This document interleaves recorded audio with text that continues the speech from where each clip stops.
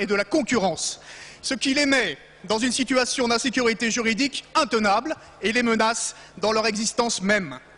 Alors que vous aviez, avec la présidence française de l'Union européenne, la maîtrise de l'ordre du jour à un moment clé de cette transposition, vous n'avez strictement rien fait pour défendre et protéger nos services publics. Au contraire, vous les avez affaiblis. À 6 mois de la date butoir, vous avancez masqué. Nous ne savons rien de vos intentions réelles et de vos choix futurs. Alors ma question est simple. Quand comptez-vous enfin inscrire à l'ordre du jour de notre Assemblée le texte de loi de transcription de la directive services? Prévoyez-vous une exclusion claire et large des services sociaux d'intérêt général du champ d'application de cette directive? Enfin, et plus largement, quand allez-vous enfin vous décider à défendre au niveau européen l'idée d'une directive cadre sur les services d'intérêt général, qu'ils soient économiques ou sociaux? Monsieur le secrétaire d'État chargé des Affaires européennes.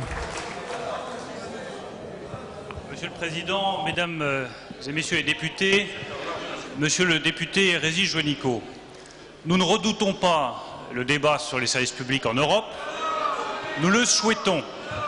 Et nous le souhaitons parce qu'avec la majorité, avec le Président de la République, nous avons été les premiers à obtenir un cadre juridique européen pour les services publics à la française. Ce cadre juridique, il a été obtenu dans le protocole annexe au traité de Lisbonne, sur lequel malheureusement vous avez eu vous-même des hésitations. Mais ce cadre existe, il garantit l'existence des services publics à la française et il garantit le respect des principes auxquels nous sommes tous attachés, le libre accès universel à ces services publics, le coût le plus faible possible pour ces services publics et la qualité des services apportés par les services publics. Ensuite, sur cette base qui a été voulue et obtenue par le Président de la République et par la majorité, il y a effectivement un choix à faire. Est-ce que nous souhaitons une directive cadre générale pour l'ensemble des services publics ou est-ce que nous souhaitons une directive service par service? La directive cadre générale pour les services publics, aucun des 26 États membres, à part la France, n'en veut. Et j'en veux pour preuve que dans le projet du Parti socialiste européen, il n'est même pas fait mention d'une directive cadre, mais simplement d'un cadre général, parce que vous n'avez pas obtenu la mention d'une directive sur les services publics.